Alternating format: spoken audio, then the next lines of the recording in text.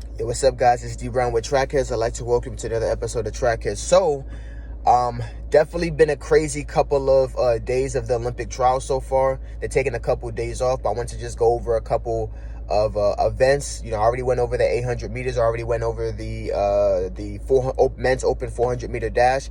Now I'm going to go over the men's 100. So the men's 100 was super crazy. I think a lot of people's picks were blown. Everyone probably had Noah Lyles and Kenny Bednarek kind of making it through. But who would have thought that Fred Curley would come from the abyss, will come from hell, and decide to say, give me that, and knock Christian Coleman out? I certainly did not think so.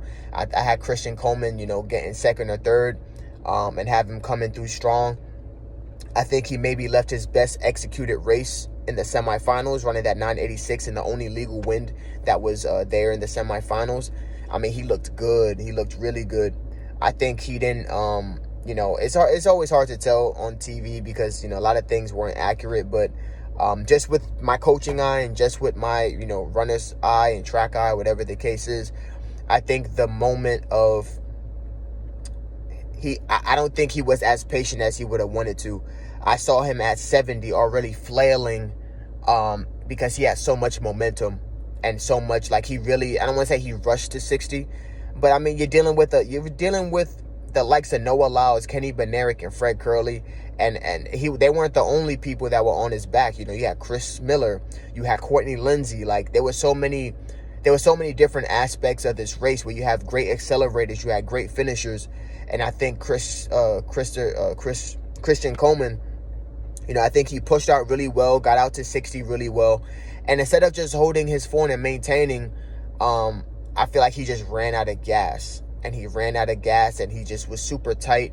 And his arms, he was just trying to hurry up and get to the line so he can get it. And that's not going to happen when you're dealing with the likes of these finishers, man. They're hitting the 60, maybe 0.01, 0.02 behind you. And they're not even hitting their top end speed. And if they are, they're able to maintain it a lot better. So I know that had to sting. I saw him sitting down on the track, kind of like I have an outer body experience, probably super sad, super pissed, going through all these emotions.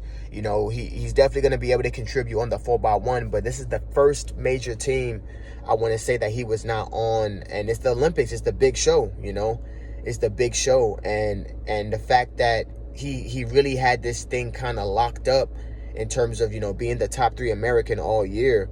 And you have someone like Fred Curley, who's been super inconsistent, not being able to, execute when he needs to, and dealing with all these coaching changes and dealing with inconsistency, But one thing I will say, though, when I saw Fred Curley pull up in those Nikes, I think everyone saw that, his horsepower increased a little bit.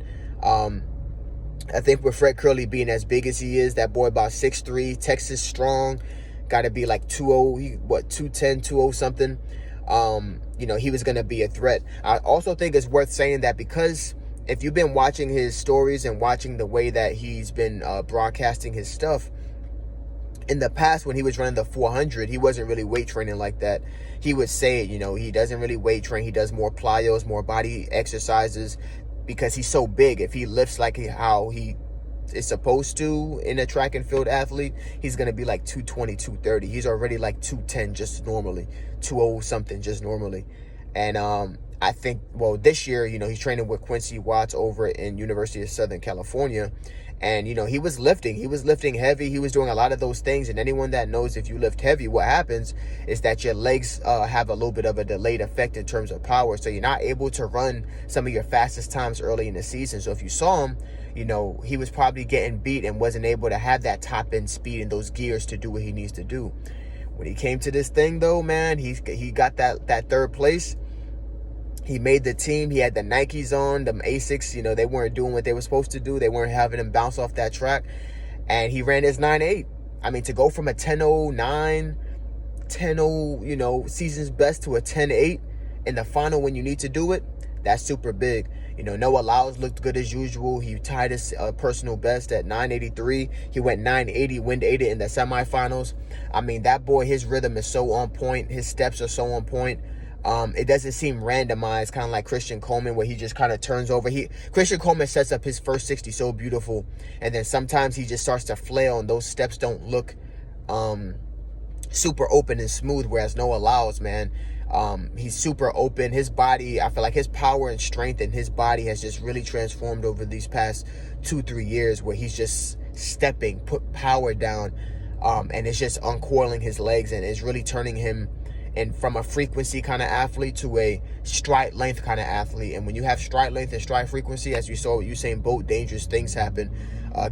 Kenny Benerick looked good as well. He was able to maintain. Like I said, when you're able to finish, it's just a really good situation, and it's just a really powerful situation. So really looking forward to see how these 100-meter dashes are going to go. But I think we have a pretty good team heading to going to the Olympic trials. So definitely something to look forward to. All right, guys, this is Steve Brown with Track Headz. I'll see y'all later.